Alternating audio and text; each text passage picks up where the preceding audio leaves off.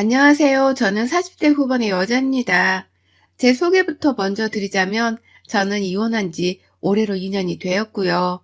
애가 둘이 있는데 둘째까지 완전히 올해의 성인이 되었습니다.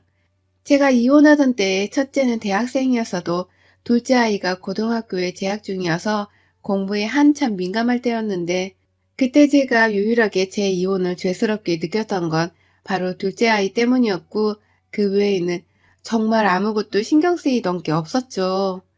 빨리 이혼을 해서 이 남자, 정확히는 이 집구석에서 벗어나야겠다는 생각뿐이었어요.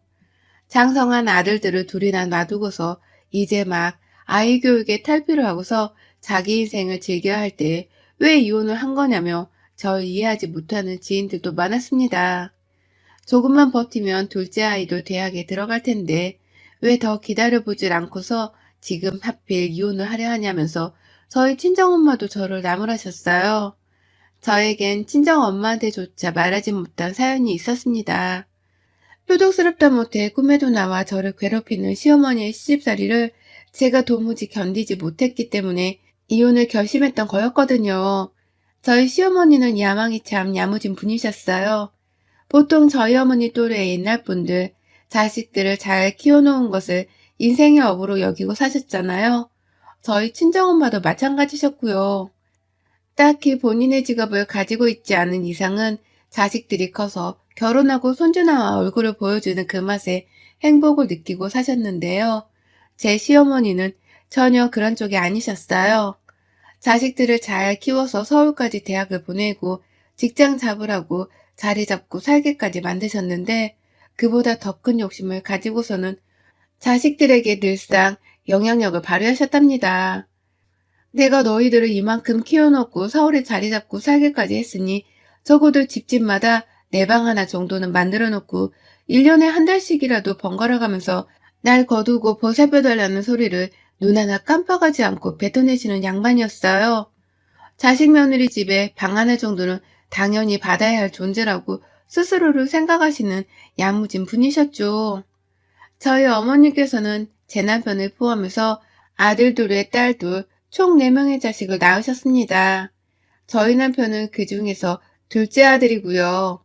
남편의 얘기를 들어보니까 시아버지는 젊으실 적부터 밖에서 자식들 키울 돈을 벌어온다면서 굉장히 바쁘게 사셨고 또 그런 만큼 굉장히 무뚝뚝하고 가부장적이셨다고 해요. 집에 오면 살림 하나 거두려고 하질 않고 본인이 돈을 벌어오는 것에 대해서 할 일을 다 하고 산다고 생각을 하셨던 분이셨던 것이죠. 그러니 시어머니가 혼자서 내 자식들을 키우며 집안일을 다 책임져 오셨고 거기에 자녀 교육까지 다 도맡아서 자식들을 서울로 보내신 건데요. 시어머니는 그에 대한 자부심이 상당한 듯 보였어요.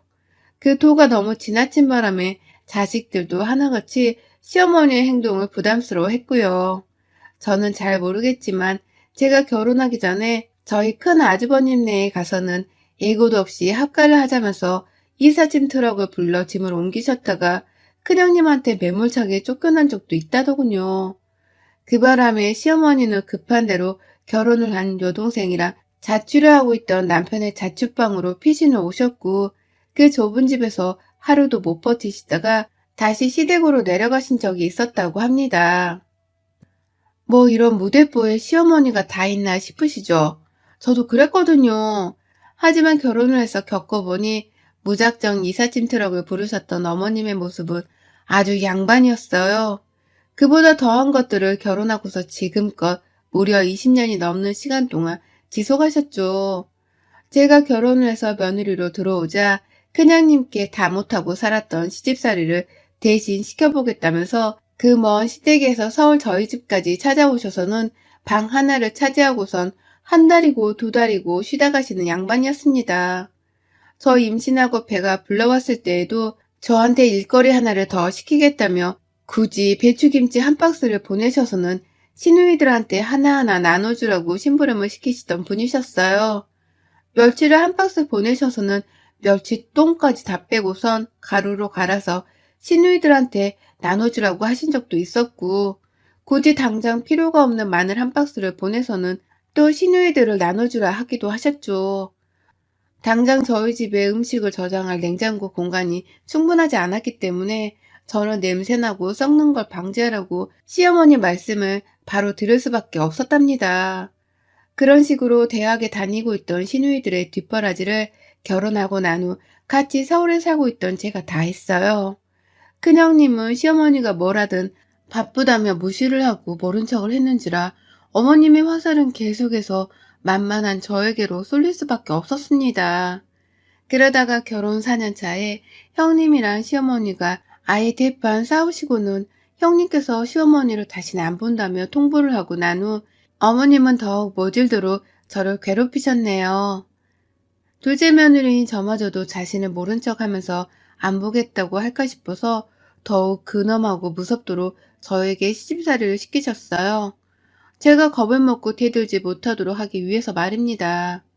성격 자체가 화를 막 내지도 못하고 그냥 수동적이었던 저는 형님이 너무 부러웠고 또 살면 살아볼수록 형님의 선택이 옳았다는 것을 더 절실히 깨달았어요. 시어머니는 며느리를 사람으로 대접해주지 않는 분이시기에 차라리 안 보고 사는 게 정신건강에 좋다는 것을 깨달아간 것이었죠. 하지만 남편은 점점 자기 아버지를 닮아가는 건지 일하느라 바쁘다며 저를 나몰라라 하고 아이들을 아이들대로 아들들이라서 그런지 자기 공부를 하고 자기 인생을 사는데 더욱 신경을 쓰고 살더라고요. 그 가운데에서 저 혼자 남아서는 자꾸만 연락해오고 집으로 찾아와 제 마음을 들쑤시는 시어머니를 상대해야 했습니다. 제 나이가 40이 훌쩍 넘어서까지도 시어머니의 시집살이는 계속되었고요. 음식을 만들어 나눠주고 생일상까지 차려주라고 하는 등 어머니께서는 결혼해서 잘 사는 시누이들의 뒤치다거리를 최근까지도 제게 심부름시키셨어요. 큰 며느리가 아직도 연락을 안 하려고 하니 네가 대신 큰 며느리 역할을 다 해야 하는 거다. 네 도리는 똑바로 하고 살아. 라고 하시면서 오만 시댁 식구들의 뒤치다거리는 저에게 다 일임을 하셨어요. 하다못해 시누이 아들의 선물을 골라 사서 보내주는 잡일까지 말입니다. 그런데도 불구하고 제 남편이나 시누이들은 싸가지가 없어서는 고맙단 말 한마디도 제대로 하질 않았죠. 심지어 가장 막내인 작은 시누이는 제가 자신의 종이라도 되는 줄 아는 건지 때만 되면 저한테 연락이 와서는 김치 안 줘요? 멸치 안 줘요? 라고 하면서 음식 보내주는 걸 아주 당연스레 생각하기 시작했답니다. 그 소리를 몇 번 들으니 저도 이게 얼마나 심각한 상황인 건지를 알겠더라고요. 내가 진짜 이 집 구석에 딱 그 정도밖에 안 되는 존재이구나 싶었던 것이죠. 그나마 유일하게 저를 이해해주는 건 큰형님 한 사람뿐이었습니다. 아직도 그러고 사냐고 빨리 시어머니랑 인연을 끊으라고 닥달을 하면서 유일하게 제 마음을 헤아려 주시는 분이 바로 형님이셨죠. 형님께 그런 소리를 몇 번 듣다가 결국 제가 이혼을 했어요. 형님이 그만 좀 사서 고생하고 살라고 하는데 생각을 해보니까 형님이 너무 부럽더라고요. 아주버님은 형님을 위해서 자기 엄마랑 와이프가 결혼을 하고 살아도 그냥 다 이해를 해주고 편을 들어주면서 살고 있는데 왜 우리 남편은 내가 힘든데도 불구하고 날 일이 나몰라라나 싶어서 말입니다. 미운 건 시어머니였고 원망은 남편에게 했었네요. 날 지켜주고 보듬어줘야 할 남편에게 받아버린 실망감을 되돌리기가 너무 힘들었기 때문에 신뢰가 바닥이 나버린 것이었죠. 부부 사이에는 신뢰가 정말 중요한 거잖아요. 그렇게 결심을 해버리고 난 후 지난 20년이 넘도록 하고 싶다고 생각을 했던 이혼을 행동으로 옮긴 건 쉬웠답니다. 너무나 단호히 이혼을 해야 했기 때문에 남편에게 독하도록 고집을 부렸고요.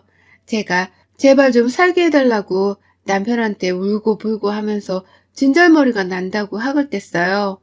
절대로 다시는 너네 엄마랑 보고 싶지도 않고 말도 섞고 싶지 않으니 날 좀 이 집 구석에서 영영 떠나게 해달라고 딱 잡아 매달렸죠.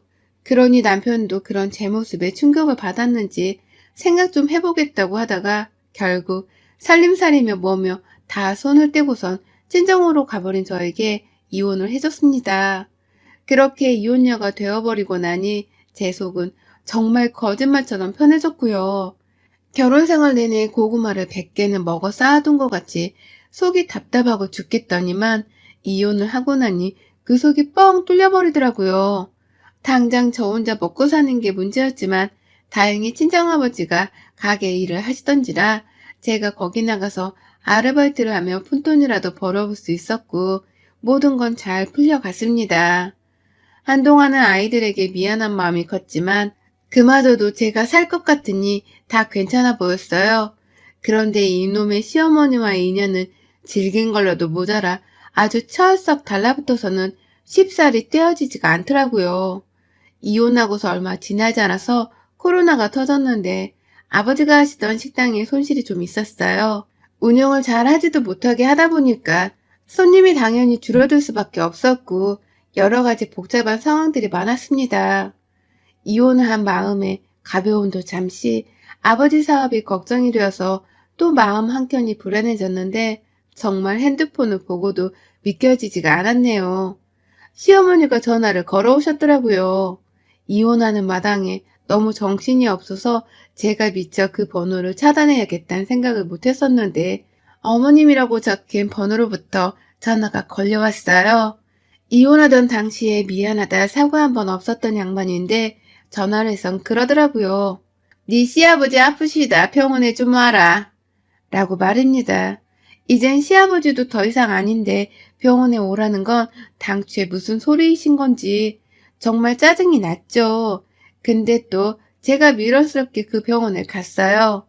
아버님 상태가 오늘 내일 한다고 하길래 더 위독해지기 전에 A이상 인사는 드려야 할 것 같았거든요. 하지만 겨우 한번 들렸던 그 병문안으로 인해서 저는 시어머니의 전화를 그 후에도 자주 받아야만 했답니다. 네 시아버지가 괜찮아졌는데 또 위독해지셨다. 와서 인사해라. 라고 하면서 또 한 차례 인사를 오라고 하는 연락을 해오기도 하셨고 급기야 네 시누이 지금 애 때문에 바빠서 병원에 못 온다고 하는데 네가 좀 대신 와라.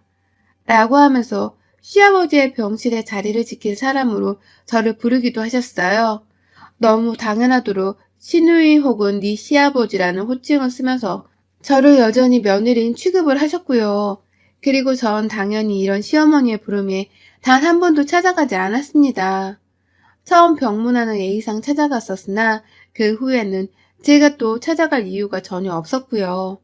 그래도 시어머니가 언젠가 나한테 시집살이를 한 것에 대해서 미안하다고 사과를 하실 줄 알고서는 전화를 잘 받았는데 역시나 사과는 한마디도 없었습니다. 늘 시아버지 병문안을 오라는 뻔뻔한 소리일 뿐이었죠. 그러니 저도 그 짓을 거의 5번이 넘도록 받다가 시어머니의 번호를 칼같이 차단해버렸어요. 전 남편한테도 오랜만에 전화해서는 시어머니 욕을 한 바가지 하면서 다신 병간으로 연락 못하게 하라며 큰 소리를 쳤고요. 그러다가 지난 11월 첫 주 시아버지가 돌아가셨어요. 둘째 아들의 말을 전해 들어보니 병원에서 오래도록 입원해 계시다가 집에서도 요양을 오래 하셨다고 하더라고요. 집에 있는 며느리들이 죄다 시어머니 때문에 하나는 결혼하고 하나는 이혼한 바람에 시누이들이 나서서 시아버지 간호를 했는데 막판에는 저희 남편 집으로 시어머니랑 시아버지가 다 와서는 병치레를 하고 간호를 하며 사셨다고 해요. 그러니 저도 시아버지 돌아가셨을 때 아들의 연락을 바로 받을 수 있었고요. 그리고 전 최소한의 도리만 지키고자 했습니다.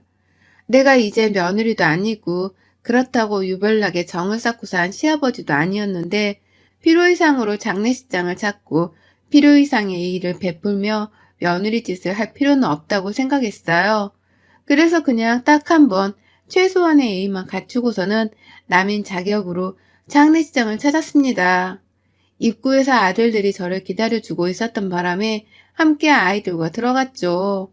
그런데 시아버지 계시던 병원에서 딱 한 번 마주친 게 다였던 시어머니께서 그 오랜만에 저를 보자마자 며느리 왔다. 니들은 이제 일어나라. 가서 좀 쉬고 있어. 라고 하시는 게 아니겠어요?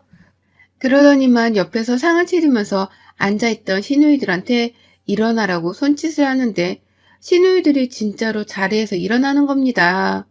저를 보며 인사도 대충 하고 무슨 짐을 맡기려는 사람인들 마냥 사람들 오면 인사는 하세요. 앉아있지 말고 언니 입힐 상복은 어딨어? 라고 하는데 순간 이게 뭐지 싶었어요. 난 당연히 조문객으로 장례식장에 참석을 한 건데 나를 아직도 이직부석의 종노릇을 한 며느리로 아는 건가 싶어서 확 돌아버리겠더라고요. 그 와중에 인사도 대충 해대는 시누이들의 뻔뻔한 얼굴이나 나를 또 어떻게든 부려먹어 보려고 상복을 열심히 찾아다니는 시어머니 얼굴을 보니 토가 쏠려 나오는 것도 같았고요. 그래서 저는 상복을 찾아 산만리 중인 시어머니를 뒤로 한 채 싸가지 없는 시누이들한테 먼저 말을 했어요. 내가 상복을 왜 입어요? 내가 이 집이랑 무슨 관계가 있다고 상복을 입으래? 라고 말입니다. 그러자 남편도 제 아이들도 그리고 시누이들도 순간 1초 정도 당황을 하더라고요. 제 말이 너무나 맞는 말이었으니까 자신들도 순간 이러면 안 되는 건가 싶었던 것이죠. 그리고 전 이 사람들이 날 아직도 쥐들 따까리로 아는 거야? 아직도 그 버를 못 고쳤어? 집안에 있는 며느리 둘이랑 쌩을 까고 살아놓고서 아직 그 버릇을 그대로 가지고 있는 거야? 라면서 제 차 시누이들 향해 기가 차서 말도 안 나온다며 헛웃음을 지어 보이니 뒤에서 시어머니가 갑자기 저를 향해 큰 소리를 내면서 뛰어왔어요. 너 왜 웃어? 장례식장에서 누가 웃으래? 라고 말입니다. 본디 장례식장은 울기만 하는 자리도 아니고 떠나신 분께 조의를 표현하고 진심을 다해 안녕을 비는 자리인 건데 졸지의 장례식장에서 오랜만에 만나 인사를 나누고 있던 일부 조문객들까지도 저희 시어머니의 말씀에 웃음기를 싹 빼고서는 일동 침묵을 하셨어요. 시아버지가 그리 대단한 분도 아니셨고 존경받고 사랑받을 만한 인성을 가진 분도 아니셨는지라 거기 있던 대부분의 조문객들은 단지 A를 갖추기 위해서만 장례식장을 찾은 것이었거든요. 저도 당연히 그랬고요. 그런데 순간 웃지 말고 진지하게 조문만 하라며 절 다그치는 시어머니의 그 한 말씀에 모든 조문객들이 일단 똥 씹은 표정이 되어서는 저와 시어머니의 갈등을 불난집 구경하듯 쳐다보기 시작했어요. 저도 점점 그 사람들의 시선이 느껴져 얼굴이 달아 올라갔는데 앞에서 또 멀뚱거리면서 아무 말도 못한 채 시어머니가 절 혼내키는 걸 구경만 하고 있던 남편이라 눈이 딱 마주친 순간 뒷골이 땡겼습니다. 난 이혼을 하고 나서도 또 이런 소문을 당하는구나 싶어 억울한 마음이 컸어요. 남편을 향해서 느끼는 분노도 여전했고요. 자기 마누라가 어떤 취급을 받고 살던 말던 아무 신경도 쓰지 않은 채 그저 남일 보듯 뻔뻔하게 구는 그놈의 전 남편이 정말 싫었습니다. 그러는 와중에 앞에서 계속 입이 달려있음 말을 좀 해보라고. 남의 장례식장에 와서 웃긴 왜 쳐웃어? 왜 웃었냐니까? 라고 하면서 절 손가락으로 쳐대고 있는 시어머니도 정말 꼴불견이었네요. 결국 손가락으로 한 번 더 쳐보라면서 시어머니께 경고를 날리듯 저는 보란 듯이 한 대 더 친 시어머니의 만행에 폭발을 하고 말았습니다. 남의 장례식장에 와서 왜 웃었냐고? 말 한번 잘했네요. 남의 장례식에 인사하러 온 것뿐인데 당신은 내 상복을 도대체 왜 찾고 있는 거야? 인연들은 하나같이 왜 나한테 장례를 떠맡기라는 듯이 자리를 비키려고 한 거냐고요. 이혼을 해도 이것들은 쌍으로 안면모술을 한 것들 같아. 어쩜 이렇게 변한 게 하나 없어. 라고 하면서 시어머니의 그 입을 싹 다물게 했고요. 남편을 향해서 야, 너는 내가 이혼을 하고서도 내가 이 꼴을 당하는데 주둥이를 쳐닫고 있냐? 등신 같은 자식. 저런 놈이랑 내가 20년을 같이 살았다는 게 분에 뒤지겠네. 이혼한 전 며느리한테 상복 입히려는 것들이 네 가족이라고. 정신 좀 차리고 쪽팔려 할 줄 좀 알라고. 라고 소리를 치며 장례식장을 아주 그냥 난장판으로 만들어버렸어요. 홧김에 남편한테 달려들어서는 입이 있음 말 좀 해보라며 가슴팍을 쳐대기도 했고요.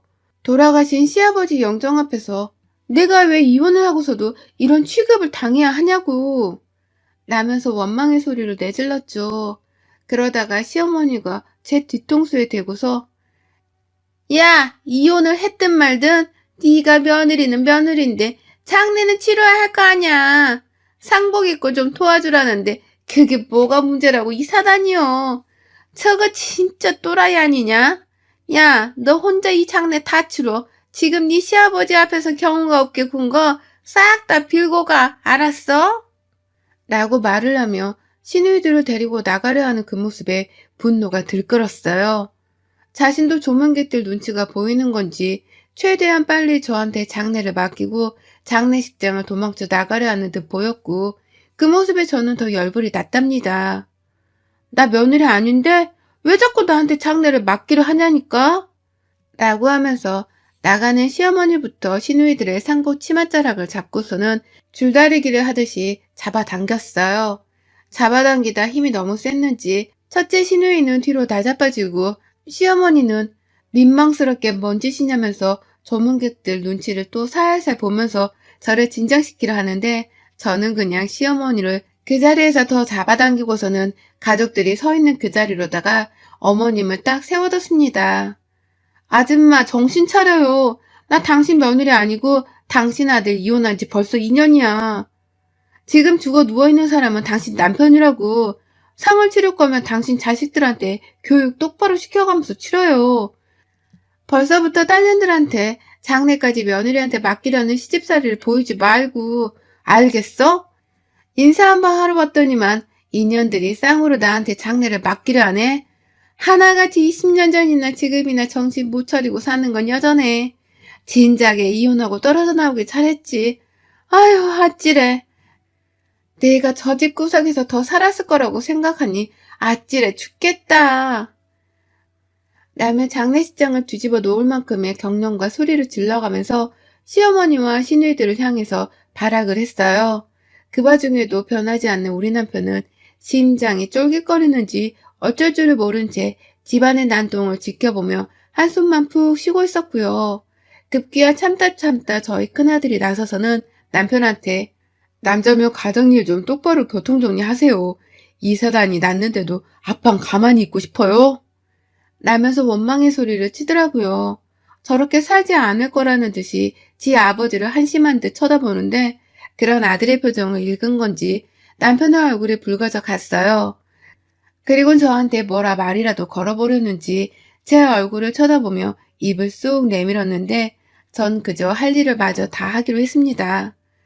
지겨운 시집것들 이혼하고서도 이 지랄이네. 아이고 내 팔자야. 라고 하면서 한참을 더 남의 장례식장 안에서 난동을 피우다가 급기야 보다 못하고 나선 다른 조문객들의 손에 끌려 장례식장을 나왔어요. 그 길로 저도 사람인지라 쪽이 팔려서 바로 아들들이랑 택시를 타고서는 장례식장을 아예 벗어났고 남편은 자꾸만 큰아들한테 전화를 거는데 아들은 그냥 다 꼴도 보기 싫어 죽겠다 라고 하면서 핸드폰을 꺼버리더라고요. 그 길로 저희 애들은 제 친정에 와서 하룻밤 묵고서는 다음날이 되어서야 늦지막히 할아버지 장례식장에 갔고요. 저희 큰아들은 원래도 알고 있었으나 그날 자신의 아빠가 얼마나 무능하고 모자란 남편인지를 새삼 깨달았던 듯해요. 갑자기 비혼을 선언하네요. 한참 젊은 나이의 청춘이 아들이 말입니다. 제가 안 좋은 결혼 생활을 자식한테 보인 바람에 이 아이가 이렇게 비혼을 선언한 게 아닌가 싶어서 미안함도 크고 괜히 이게 다 저 때문인 것 같아서 저도 마음만은 절대로 편하지 못하답니다. 남의 장례식장에서 그 난리를 피운 게 절대로 자랑스럽지도 않고요. 하지만 그날 뭔가 변화가 있었는지 시어머니께서는 바로 짐을 싸고서는 큰 시누이 집에 들어갔다고 하고 남편은 남편대로 다신 들어올 생각 말라면서 문을 걸어 잠궜다고 하네요. 그리고서는 아들이 그러는데 남편이 혼자서 술을 마시다가 제 이름을 부르면서 울었다고 합니다. 20년을 같이 살다가 이혼당하고 엄마란 사람은 여전히 저 모양이니 자신도 스스로가 최악의 지압이었다는 것을 새삼 느꼈던 것이었겠죠.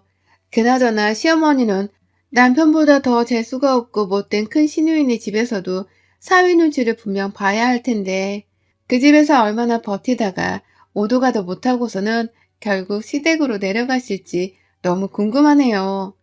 졸지에 멀쩡하다 며느리 둘한테서 팽을 당하고서는 얼마나 딸년들 옆에서 빈대를 붙을 수 있을런지 남편 장례식장에서까지 며느리 한번 골탕 먹여보겠다고 단체로 나섰던 우리 시댁 여자들 정말 가지가지했던 사람들이 아닌가 싶습니다. 다시 한번 느꼈지만 저 진작 이혼하고서 이 집구석에서 나온 거 진짜 잘한 짓인 것 같아요. 여러분의 생각은 댓글로 남겨주세요. 오늘도 시청해 주셔서 정말 감사합니다.